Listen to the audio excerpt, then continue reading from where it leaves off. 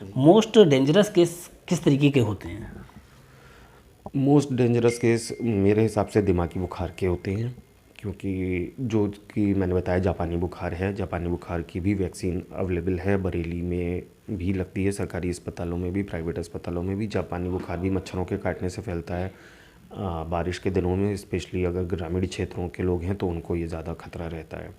जापानी बुखार में हम रूल ऑफ वन थर्ड कहते हैं, मतलब 1/3 मरीज़ बचते नहीं हैं, और जो 1/3 ठीक हो जाते हैं बिल्कुल, और लेकिन जो 1/3 मरीज़ बच जाते हैं उनमें किसी न तरह की अपंगता रह जाती है, पैरालिसिस रह जाती है, एक हाथ या एक पैर की, या बोलने की या सुनने की शक्ति भी जा सकती है। तो मेरे अनुभव में दिमागी बुखार सबसे ज़्यादा खतरनाक बीमारी होती है। या तो मरीज़ बचता नहीं है, या बचता है तो कुछ ना कुछ अपंगता रह जाती है।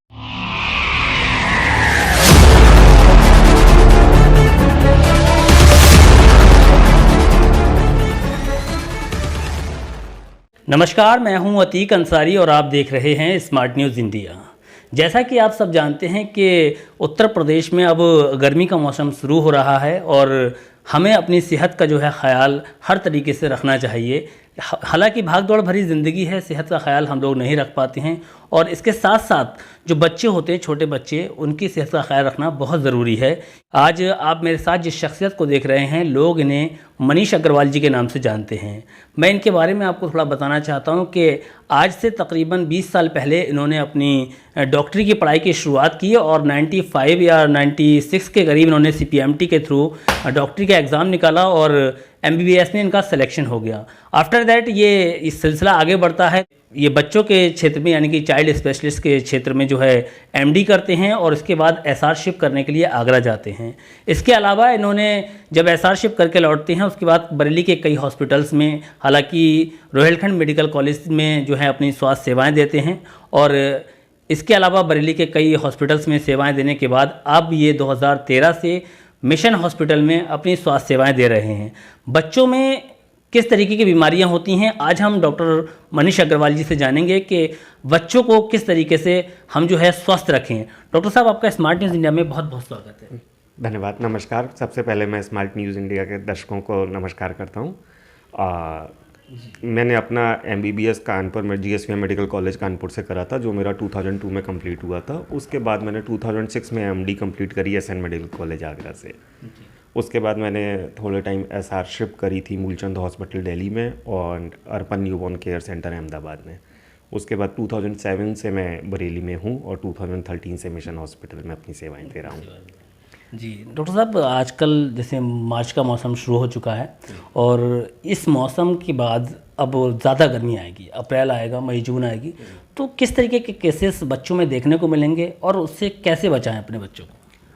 मेरा जो अनुभव है उसके आधार पे मुझे ऐसा लगता है कि गर्मियाँ जैसे जैसे बढ़ती हैं तो 2 तरह के केस बच्चों में देखने को मिलते हैं। एक, जो बीमारियाँ मच्छरों के काटने से फैलती हैं, जैसे कि डेंगू, मलेरिया, जापानी बुखार, और कुछ बीमारियाँ जो कि हाइजीन का ध्यान न रखने से या गंदा पीने का पानी साफ़ नहीं है जिन क्षेत्रों में, तो उसकी वजह से फैलती हैं, जैसे कि टाइफाइड, कॉलरा या डायरिया जिसे कहते हैं, तो हेपेटाइटिस, पीलिया। तो हमें 2 चीज़ों का ध्यान रखना पड़ता है, मच्छरों से बचें और खाने पीने की चीज़ों में साफ़ सफाई का ध्यान रखें। अच्छा डॉक्टर साहब, बच्चों में एक पीलिया जो बीमारी है और न्यूबॉर्न बेबी में बहुत ज़्यादा ये शिकायत देखने को मिल रही है, तो क्या कारण है सर इसका और इससे कैसे बचा जाए? जो न्यूबॉर्न बेबीज़ में पीलिया होता है वो इस पीलिया से अलग होता है। वो जो कि बच्चा न्यूबॉर्न होता है उसका लिवर पूरी तरह से मैच्योर नहीं होता है, इसलिए थोड़ा पीलिया बनना नॉर्मल होता है, उसको फिजियोलॉजिकल जॉन्डिस कहते हैं। वो 5वें दिन तक पीलिया बढ़ता है और 10वें दिन तक अपने आप ठीक भी हो जाता है, और उसमें बच्चे को कोई कमज़ोरी नहीं होती, कोई और प्रॉब्लम नहीं होती। हाँ, किसी किसी बच्चे में पीलिया बहुत ज़्यादा बढ़ जाता है, 5वें दिन तक उसके ब्रेन को डैमेज कर सकता है वो पीलिया। तो उसमें अगर आपको लग रहा है ऐसा पीलिया है तो अपने जो भी बाल रोग विशेषज्ञ हैं, पीडियाट्रिशियन हैं, उनके संपर्क में रहें और चेक करवाते रहें दूसरे दिन, चौथे दिन, छठे दिन कि डॉक्टर साहब इसका पीलिया ज़्यादा तो नहीं है। अगर डॉक्टर को ज़्यादा लगता है तो वो पीलिया चेक करा के देख सकता है कि ज़्यादा तो नहीं है। तो इसकी रेंज कितने से कितने तक रहती है? नॉर्मली जो बिलिरुबिन होता है, जो पीलिया की जांच होती है हम लोगों में, वो 1 पॉइंट से ज़्यादा नहीं होता, 1.0 तक या 1.2 तक हम मैक्सिमम मानते हैं। लेकिन न्यूबॉर्न बच्चे में अगर फुल टर्म बच्चा है, मतलब पूरे समय का है, हेल्दी है, वज़न अच्छा है, तो 12 पॉइंट तक भी कोई चिंता की ज़रूरत नहीं होती है। 12 पॉइंट तक भी फिजियोलॉजिकल माना जाता है। अगर 12 के ऊपर होता है तो हाँ, उसको ट्रीटमेंट की ज़रूरत होती है। इसके अलावा एक बीमारी बच्चों में और ज़्यादा देखने को मिलती है जो कि सर्दी के मौसम में होती है, डायरिया। डायरिया गर्मियों में भी होता है मैक्सिमम, लेकिन सर्दियों में भी डायरिया की शिकायत हो जाती है बच्चों को। ये कैसे होती है और इससे कैसे दूर रहें? सर्दियों का जो डायरिया होता है वो वायरल डायरिया कहते हैं। इसमें सबसे कॉमन जो वायरस कॉमनली देखा गया है वो रोटा वायरस होता है। तो उसके लिए आपको ये ध्यान रखना है कि अब रोटा वायरस की वैक्सीन इजीली अवेलेबल है प्राइवेट सेक्टर में भी, और सरकारी अस्पताल में भी रोटा वायरस की दवाई पिलाने की वैक्सीन होती है, वो पिलाई जाती है। तो वो ज़रूर बच्चों को पिलवाएं और साफ़ सफाई का ध्यान रखें। मेनली जो है साफ़ सफाई बहुत ज़रूरी है, चाहे बीमारी तो साफ़ साफ़ सफाई। अच्छा, बच्चों में और भी कई तरीके के केसेस अब मई जून में देखने को मिलेंगे, तो उन पर थोड़ा सा प्रकाश डालिए कि जो घर बैठे लोग, हमारे दर्शक जो देख रहे हैं, वो अपने बच्चों को कैसे हिफाजत से रख सकें। हाँ, मैंने पहले बताया कि जो मॉस्किटो बॉर्न बीमारियां हैं तो वो एक तो मच्छरों से बचाना है। मच्छरों से बचाने के लिए मच्छरदानी सबसे अच्छा साधन है, क्योंकि वो 100% इफेक्टिव है, 0% साइड इफ़ेक्ट है। और अगर मच्छरदानी नहीं सूट करती है, कंफर्टेबल फील नहीं करते हैं, तो बाकी जो भी मॉस्किटो रेपेलेंट्स हैं वो यूज़ करें। बच्चे पार्क में खेलने जाएं तो स्पेशली इवनिंग टाइम में पार्क में मच्छर बहुत होते हैं, तो उनके कपड़ों पे भी लगाने के मॉस्किटो रेपेलेंट आते हैं, तो वो लगाएं, जिससे बच्चों को मच्छरों से बचा के रखना है। मच्छर बहुत हैं, बच्चों को हाफ स्लीव्स के कपड़े पहनाना अवॉइड करें, पूरी आस्तीन के कपड़े पहनाएं, पूरा पैजामा पहनाएं, हाफ पैंट ना पहनाएं। तो हमें मच्छरों से बचा के रखना है। और दूसरा, जो वाटर बॉर्न डिजीज़ होती हैं जैसे कि टाइफाइड या डायरिया, पीलिया, तो उनसे बचाने के लिए आपको खाने पीने में साफ़ सफाई का ध्यान रखना है। घर में पानी का फ़िल्टर लगाएं, बच्चे खाने से पहले साबुन से हाथ ज़रूर धोएं। बाज़ार की ठेले की खुली हुई चीज़ें वो बिल्कुल ना खाएं। जी, थोड़ा सा टाइफाइड के बारे में हमारे दर्शकों को बताएं। टाइफाइड जो बीमारी है वो पेट का इन्फेक्शन होता है। साल्मोनेला टाइफाई एक बैक्टीरिया होता है, उसकी वजह से वो जो आंतों में इन्फेक्शन करता है, तो उसकी वजह से टाइफाइड होता है। इसमें बुखार बहुत तेज़ होता है, और टाइफाइड का इलाज शुरू करने के बाद भी कम से कम 1 हफ्ता एंटीबायोटिक खाने के बाद ही बुखार उतरता है। और अब टाइफाइड की भी वैक्सीन अवेलेबल है गवर्नमेंट और प्राइवेट सेक्टर में, दोनों जगह। आप टाइफाइड की वैक्सीन लगाएं, single dose life long typhoid से प्रोटेक्शन देती है।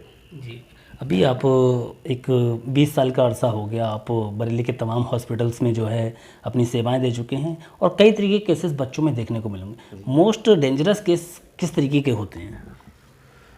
मोस्ट डेंजरस केस मेरे हिसाब से दिमागी बुखार के होते हैं, क्योंकि जो कि मैंने बताया जापानी बुखार है। जापानी बुखार की भी वैक्सीन अवेलेबल है, बरेली में भी लगती है, सरकारी अस्पतालों में भी, प्राइवेट अस्पतालों में भी। जापानी बुखार भी मच्छरों के काटने से फैलता है। बारिश के दिनों में स्पेशली अगर ग्रामीण क्षेत्रों के लोग हैं तो उनको ये ज़्यादा खतरा रहता है। जापानी बुखार में हम रूल ऑफ 1/3 कहते हैं, मतलब 1/3 मरीज बचते नहीं हैं, और जो 1/3 ठीक हो जाते हैं बिल्कुल, और लेकिन जो 1/3 मरीज बच जाते हैं उनमें किसी न तरह की अपंगता रह जाती है, पैरालिसिस रह जाती है, एक हाथ या एक पैर की, या बोलने की या सुनने की शक्ति भी जा सकती है। तो मेरे अनुभव में दिमागी बुखार सबसे ज़्यादा खतरनाक बीमारी होती है। या तो मरीज बचता नहीं है, या बचता है तो कुछ ना कुछ अपंगता रह जाती है। तो किस तरीके से अपने बच्चों की हिफाजत करें कि इस दिमागी बुखार या जापानी बुखार से बच्चों को बचाया जा सके? दो ही इसका सबसे दुर्भाग्यपूर्ण बात यह है कि जापानी बुखार का कोई इलाज नहीं है, इसका केवल बचाव है। बचाव 2 हैं, एक बच्चों का टीकाकरण और दूसरा मच्छरों के काटने से बचाएं। जापानी बुखार जो है बहुत ही ख़तरनाक बीमारी है, जिसे हम लोग आम बोलचाल में या बरेली की भाषा में दिमागी बुखार कहते हैं, और एक लंबे अरसे से देखा जा रहा है कि दिमागी बुखार से जो है बच्चों की ज़्यादातर डेथ हो रही है। डॉक्टर साहब ने जैसे अभी बताया कि 1/3 जो बच्चे हैं दिमागी बुखार की चपेट में आने से डेथ कर जाते हैं, और 1/3 बच्चे जो है बच जाते हैं, और 1/3 जो बच भी जाते हैं वो अपंगता का शिकार बनते हैं। डॉक्टर साहब, आज हमारे माध्यम से हमारे दर्शकों को और देश की जनता से क्या अपील करना चाहेंगे? मैं अपील करना चाहूँगा कि बच्चों को बीमारियों से बचाने के लिए अपना टीकाकरण ज़रूर समय से करवाएं, और सरकार ने भी एक मिशन इंद्रधनुष प्रोग्राम चला रखा है कि जिन बच्चों का टीकाकरण छूट गया है वो अपना टीकाकरण कराएं। वो बीमारियों से बचाने का सबसे अच्छा और सस्ता उपाय है। दूसरा, मच्छरों के जैसे मौसम में गर्मी का मौसम आने वाला है, तो बच्चों को मच्छरों के काटने से बचाएं और खाने पीने में सफाई का ध्यान रखें।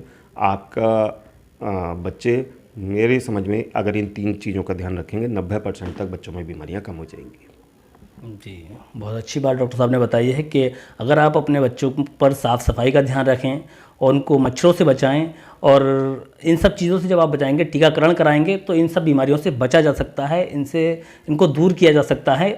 और डॉक्टर मनीष अग्रवाल जी एक अच्छे चाइल्ड स्पेशलिस्ट हैं, तो मैं आपसे मेरा यही अपील रहेगी कि आप लोग एक बार मनीष अग्रवाल जी से कंसल्ट करें अपने बच्चों को लेकर, और अच्छे डॉक्टर हैं। इसी के साथ मैं इस कार्यक्रम से विदा लेना चाहूँगा। जय हिंद, जय भारत।